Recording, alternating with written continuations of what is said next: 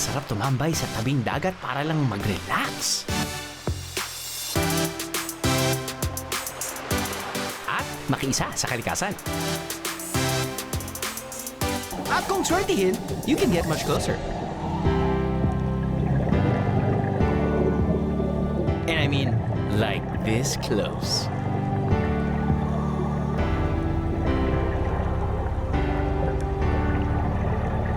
Pero para sa ibang biyahero, ang bawat biyahe ay para sa adventure.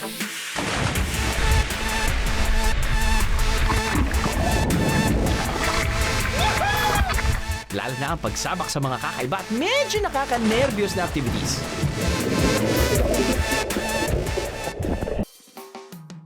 All in lahat yan sa isang destinasyon.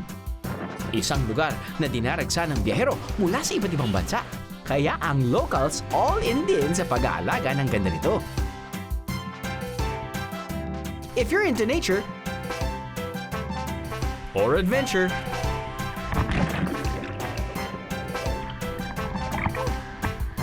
you can have the best of both worlds here in Moal Boal, Cebu.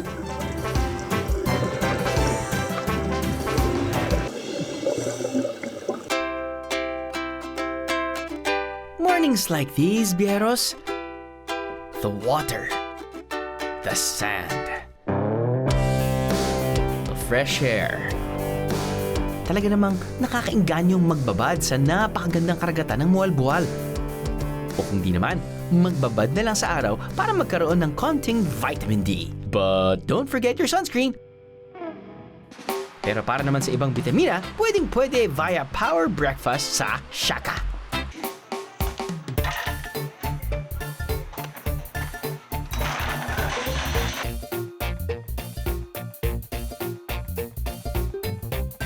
Kita nyo naman, sa dami ng sangkap ng prutas, siguradong healthy yan. Nalala ko 14, 15 years ago, nagsimula tayo sa travel show. Usual breakfast natin, luncheon meat, itlog, kanin. Corned beef, itlog, kanin. Biglang dumating yung siargao.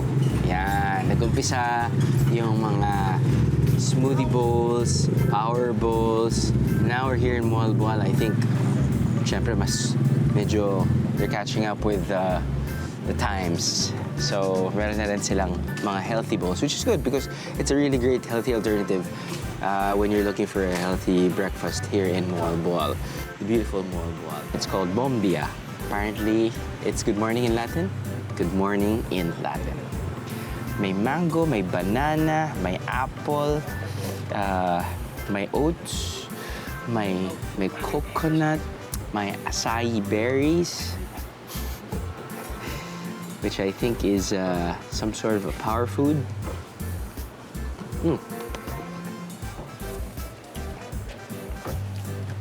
I feel healthier already. Asim.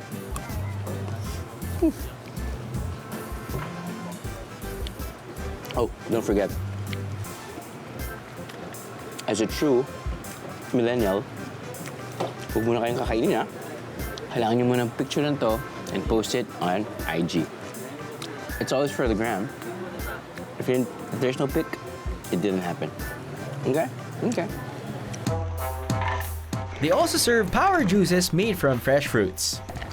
Lahat OA, no?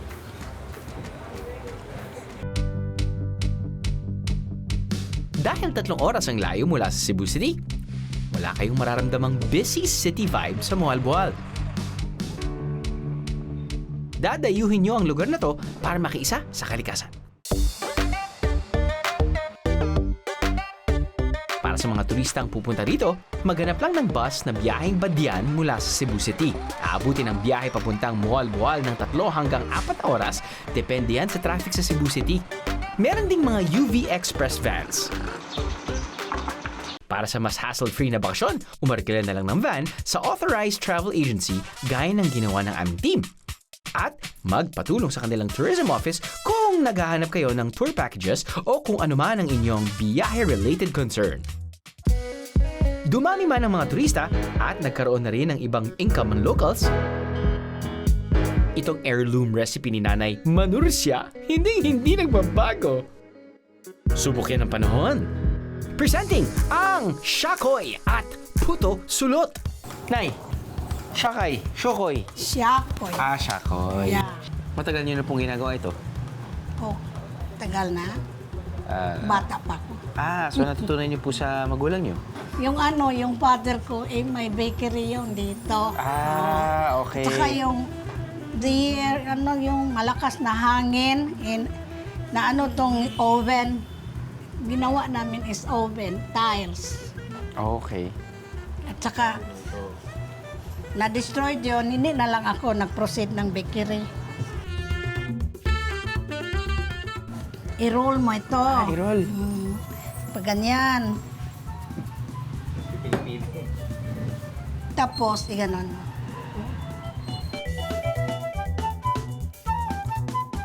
Dati raw itong bakery mula pa noong 1950s. Pero Nay, yung mga gintong gawain, therapeutic pa rin sa inyo, no?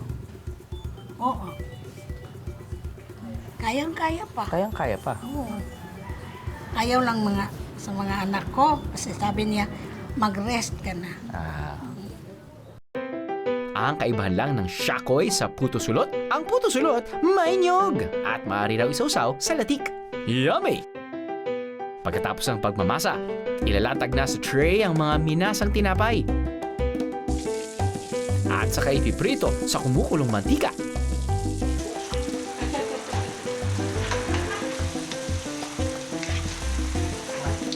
Not your ordinary tinapay for merienda.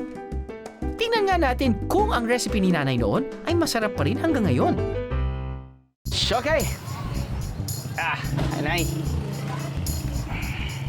Excited ako dito Ito po, walang sauce. Yan yung may sauce. Yeah. Ito po yung shoke. Shakoy. Shako.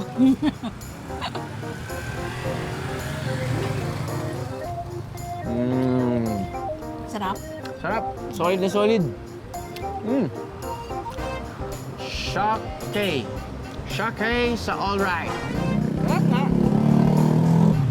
Ito naman ay, Puto sulot. puto sulit. Yan. Iba talaga pag bagong luto.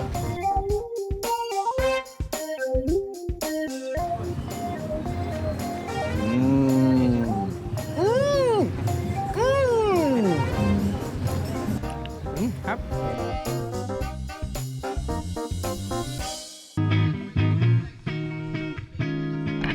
Ang paboritong activity kaya rito, perfect pa rin sa biyaherong games adventure? Walang iba kundi ang canyoneering.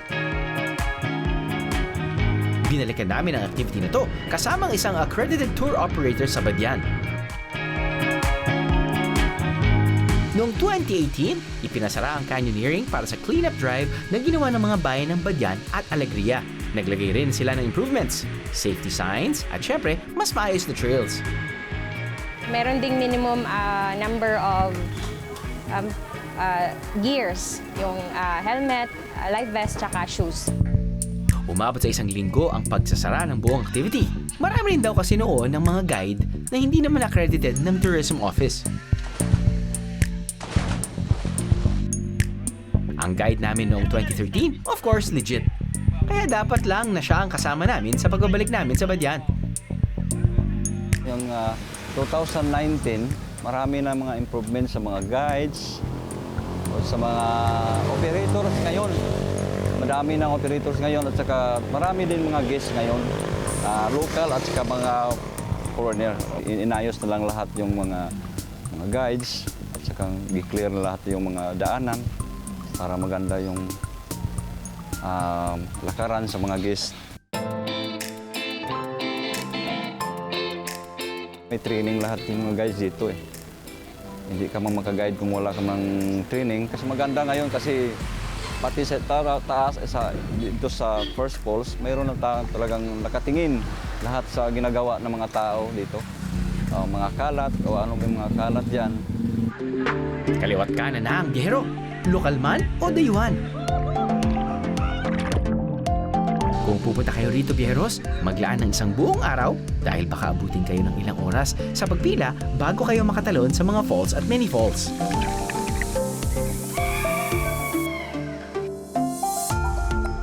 mayroon ng dalawang canyoneering ngayon. Alegria at saka Badyan. Sa katabing bayan ng Mualboal ng Badyan, nandoon ang Sigawan!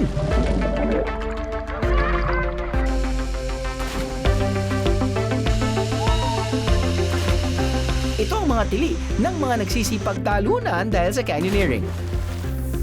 Ito na kasi ang pinaka-exciting ng inyong canyoneering experience.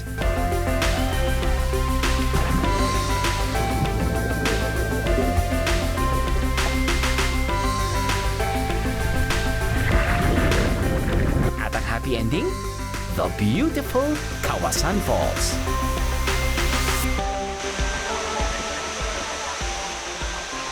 So nagbabalik na naman tayo ngayon dito sa Kawasan Falls after a couple of years. This is not our first time, it's not our second time, it's actually our third time.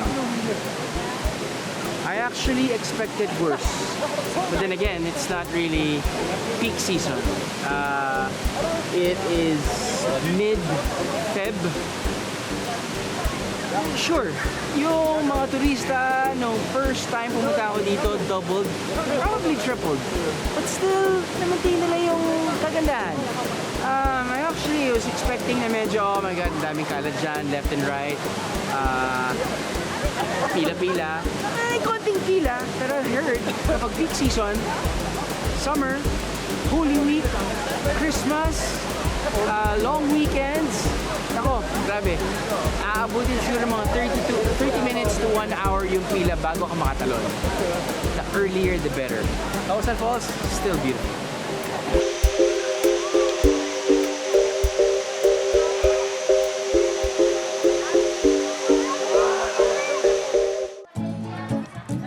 Kung noon, pangingisda ang pangunahing kinabubuhay ng mga taga rito, ngayon, turismo na. Gaya ng mga bantay dagat ng mga dating mangingisda sa paligid ng Mualboal, napapanatili pa nila ang kalinisan at sila rin ang nagbabantay sa dami ng turistang pumapasok sa karagatan. Nagkaroon ng ordinansa na bawal na mangisda sa ilang parte ng kanilang karagatan. Mualboal has various fishery ordinances. These are actually part of the Coastal Resource Management Program that regulates the utilization, the uses, and even the access to their municipal waters. They have an ordinance that imposes environmental fees, which is actually a regulatory fee for visitors uses or utilizes the coastal waters. Isa si Mang Esoy na dating mangingisda pero ngayon ay bantay dagat na. Doon sila muna sa tourism magpa-briefing. Tapos dito dadaan sa ito ang entry point. I-check nila yung resibo. Tapos pagtapos ng resibo, kumuha sila ng paper sa Coast Guard. Medyo maganda ang takbo ng buhay na nila. Yung iba nagtrabaho, nag-guide. Yung mga trabahante ng boat dito, sir, bawat biyahe may sahod sila. Sila ang nangangalaga at nagbabantay sa mga parte ng Mualboal kung saan hindi pwedeng mangisda o yung mga marine protected area.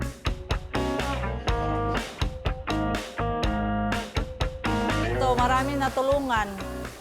Kasi pag walang turista, paano? Walang income yung Mualboal. Generally po, it went up. It went up, I think, 2015.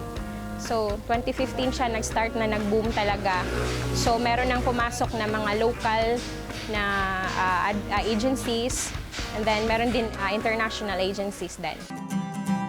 It's now time for a power activity. Since 1995, I'm living here in Mualboal, and Mualboal is just one of the best dive spots there is. It's just awesome here. Off to the waters of Mualboal we go!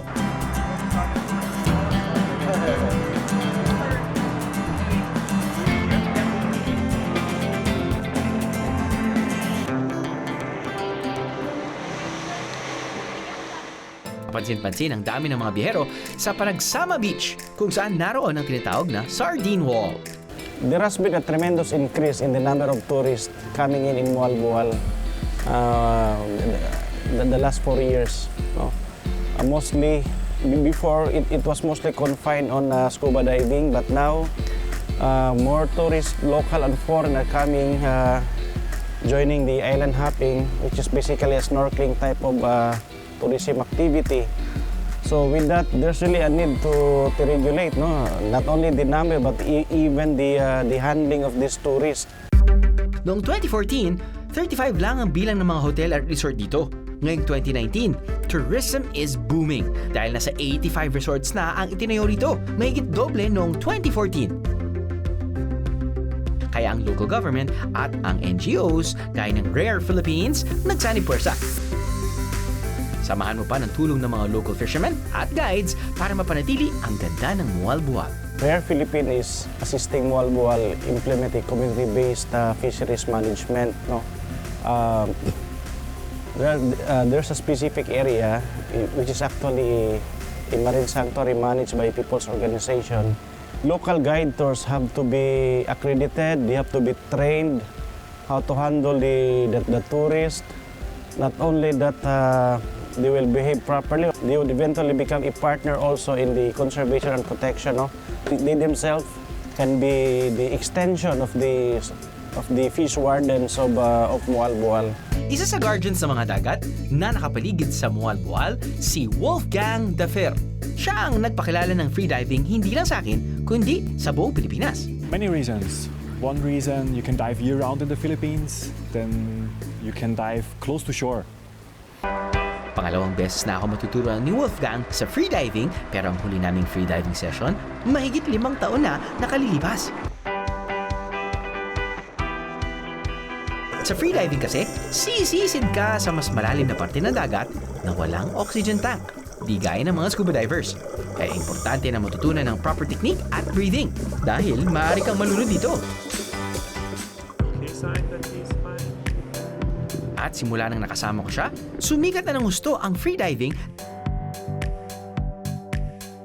That was kind of the whoop point. The point where it started to get very popular in the Philippines also, yeah. Hanggang ngayon, patuloy pa rin sa pagtuturo si Wolfgang sa buong mundo ng freediving. At kasabay na rito ang pagpapalaganap ng kaalaman tungkol sa pangangalaga sa mga karagatan ng Pilipinas. Dahil naniniwala si Wolfgang na ang Pilipinas ang isa sa pinakamagagandang diving spot sa buong mundo. Sabi ni Wolfgang, kailangan muna ng warm-up bago kami tumuloy at sumisid sa ilalim ng tinatawag nilang sardine wall.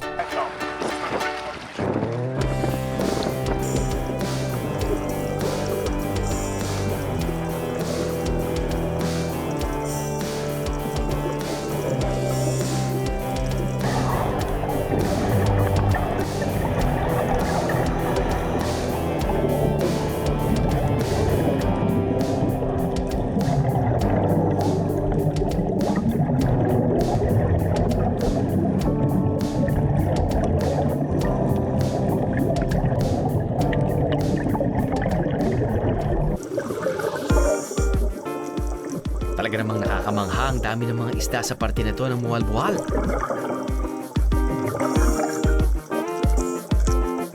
Nagmistulang pader sa dami ng sardinas na pumuno sa ilalim ng karagatan ng Panagsama Beach. Libo-libong sardinas ang nagmistulang background ko.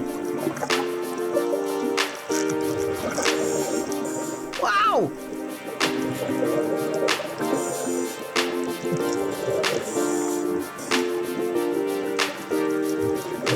This is the closest you can get to the wonders of the sea, Vieros.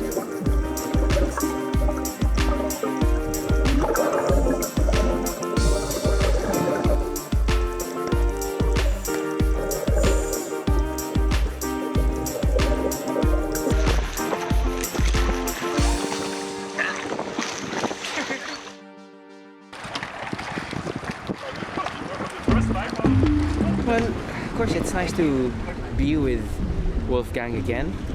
Si Wolfgang was my first free dive teacher. Even though it was a crash course, it really made a huge impact on how I enjoy going down under. You know, yung mga simple what do you call this? Simple mga snorkeling dive for most. ako mas na-enjoy ko kasi mas nakakatagal ako sa ilalim ng tubig. And that was because of Wolfgang. And that was how many years ago. And it's nice to revisit Moal Boal and have that sardine run experience again. Unfortunately, marami ng mga turista, both local and foreign. But then again, that is the natural progression of a place that it's very, very beautiful. Talagang pupuntahan talaga ng mga tao. Fortunate talaga yung Moal Boal na may resident sardines sila. Isang snappy salute sa mga marine wardens ng Moal Boal at mga guide kagaya ni Wolfgang.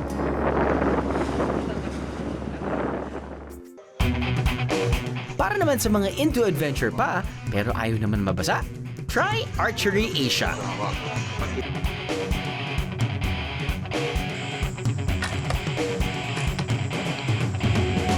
At samot-sari pa ang mga target.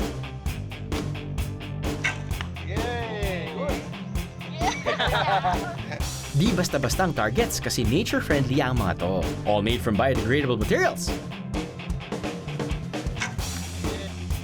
Pwedeng-pwede rin tumambay sa kanilang nipa huts. Astig! Kung naghanap kayo ng ibang adventure dito, aba, bullseye dito, bieros! Bullseye naman sa budget ang mga kainan sa Panagsama Beach. Yung karinderya nagsimula siguro 1985. Kasi nakatira kami dito 1970 plus pa lang. Tapos yun, maliit na karinderya, umpisa. Tapos hindi ko alam na yung mama ko nakapundar ng ganito. Sa maliit na karinderya lang. Foreigner at saka local, meron. Lahat-lahat. Kung gustong kumain. European, meron naman kami Filipino food eh. Iba-iba.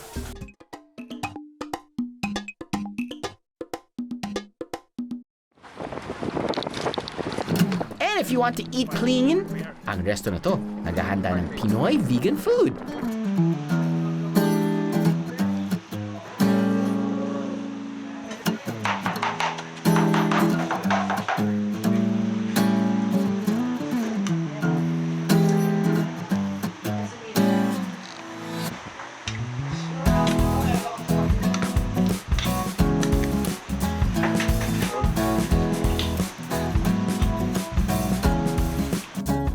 Gaya ng ginataang puso ng saging salad.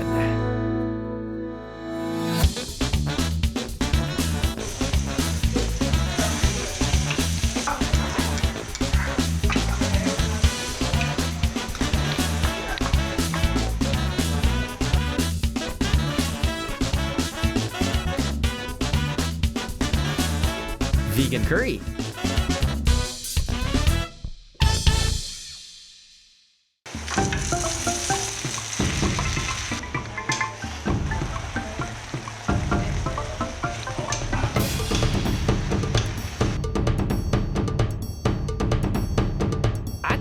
Adobong talong. Your partner chef is Ven. Ven, opo. At meron kayong munting kitchen called Ven's Kitchen. Kayo ba ang only vegan restaurant dito sa Moal Boal? Well, may nakikita ko na vegan din, like chaka and everything. Pero kasi kami, ang diferensya kasi is, kinonvert namin yung Filipino dishes into vegan. Bakit niyo naisip gawin yan? Para ma-experience din nila yung sarap ng pagkain ng Filipino food. So, ang iniisip mo talaga, tina-target mo yung mga foreigners na nakikita ko ngayon, this is a busy street. Yes. More than 50% yung nakikita ko yung mga foreigners. So you're targeting the foreigners? Yes po, kasi it's always para sa akin, parang pagdating sa Filipino food, parang hindi tayo kilala.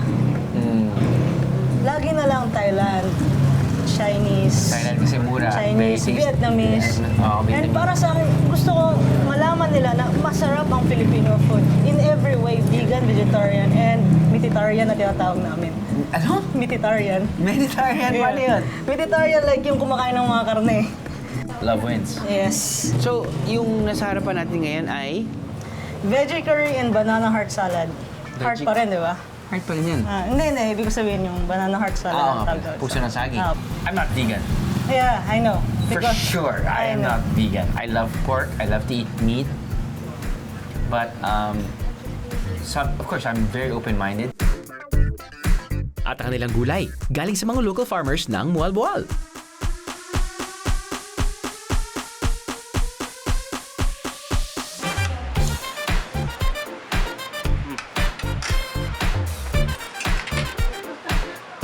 Puso ng saging, sisig. Hindi, Ano ba tawag hindi. dyan? Iba pa yan. Banana heart salad lang yan. That's salad. Purely vegan talaga siya. This one is not cooked, di ba? Or cooked din? It's cooked. Okay. Yeah, pinalambot talaga namin yung puso sa pressure cooker until it's soft. But it's not that soft enough. So para lang merong... Kung minsan kasi matigas ang puso. Totoo. Hugot yan, no? Hugot yan. Ganyan Pero talaga. kailangan mo talagang palambutin. Palambot. 2 time. Minsan paulit-ulit pa, di ba? Kasi pa ulit, tumitigas ulit. Pero kailangan mo lang palambutin. Totoo yan.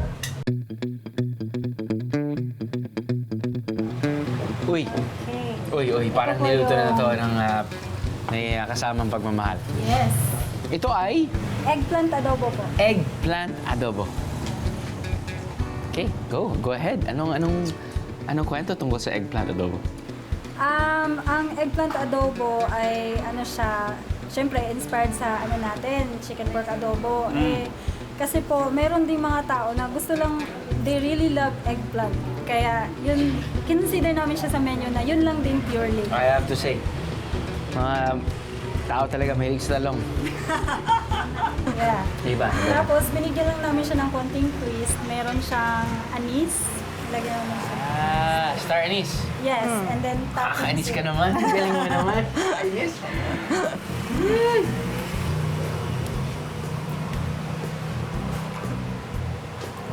Ano yung inspiration sa mga dishes na to? Was it easy? Was it hard? Pansin namin na yung mga travelers, ang daming vegan at vegetarian. Kaya We also want to help them na para maging satisfied sila at the same time makilala ang Filipino dishes in a vegan way. yeah. That's usually the problem. Ang dami ko nakikilala mga kaibigan ko na it's hard for them to find vegan restaurants, lalo na kapag when they go to different tourist destinations. At least ngayon, nabubukas na yung mga mata at mga isip ng mga business owners locally. Ito, minsan nga yung nag-aalangan sila, magsasabi sila, vegan ba talaga to? Sasabihin namin, huwag kayong mag-alala, alam namin yung vegan. So, safe kayo dyan. Tama. Hindi yung vegan longganisa sa Ilocos, di ba? Iba yun. Mga vegan yun. Nakatutuwa lang na mas ginawa nilang healthy ang sikat na Pinoy delicacies. Viajero approved! Kakambal na ng Mualboal ang diving at canyoneering. Yan ang dalawang dahilan kung bakit dinarayo ito ng mga turista, dayuhan man o lokal. My friend said that it's a good place, so... Yeah, for the castle, Kawas and fall, and everything. It's nice. For me, it was the diving. We've been diving for a couple of months. We heard the diving here was fantastic. I wanted to see the sardines. The sardines was really cool, and I'm really excited for the water balls today. Yeah, I just wanted somewhere to relax, really. Dito sa Mualboal, hindi nyo na kailangan lumayo pa para makakita ng jaw-dropping sights. Gaya lang ng Bastaku Beach. Nakakatuwa na ganun pa rin ang vibes dito. Wala pa rin big resorts sa tapat ng dagat. Panay pa hats pa rin ng mga locals. Perfect para sa mga biyaherong ayaw ng crowded beaches like me.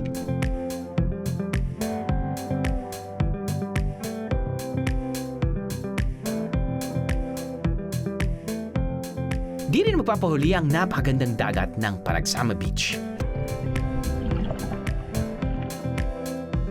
Sa baybayin, halos tabi-tabi na ang mga dive shops.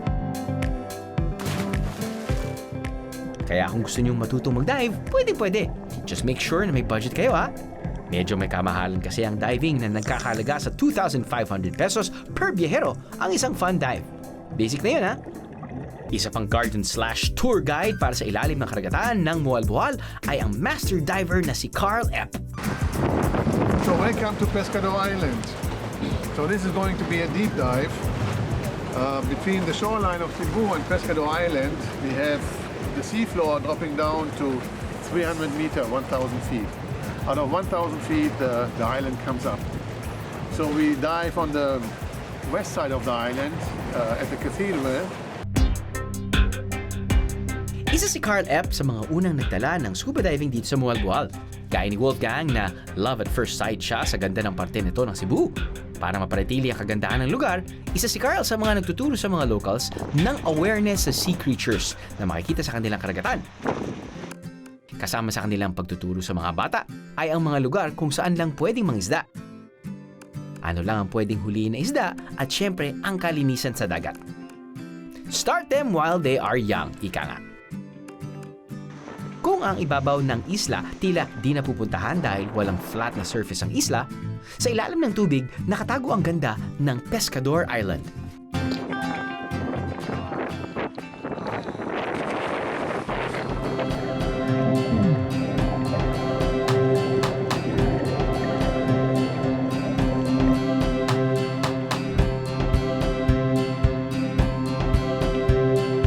Wala talagang kapares ang dive spot sa Cebu, Bieros.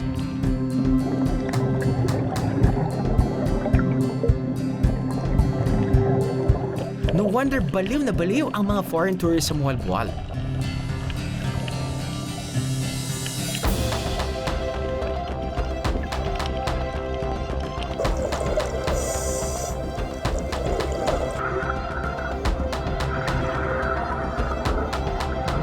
Ito naman ang tinatawag nilang cathedral.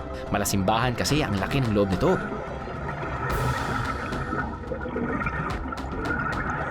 Parang playground ito ng mga diver dahil sa mga butas na meron ng coral reefs.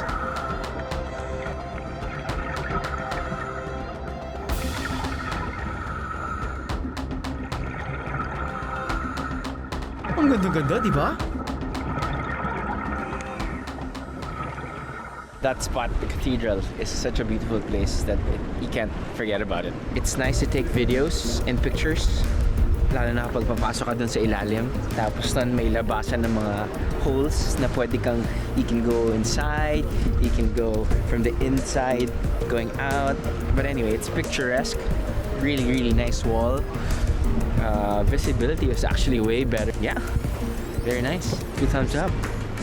Lahat na.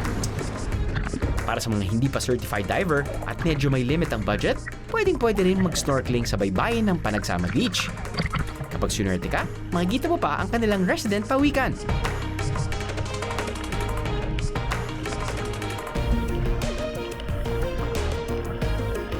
It's a good sign kapag lumalapit ang pawikan sa dalampasigan. Ibig sabihin nito, walang bahid ng trauma at kakulangan sa malinis na pagkain ng lugar. Kaya napakaswerte ng aming researcher na si Ney. Ayun! Parang mag-BFF na kayo dyan, ha? Ayos, Ney!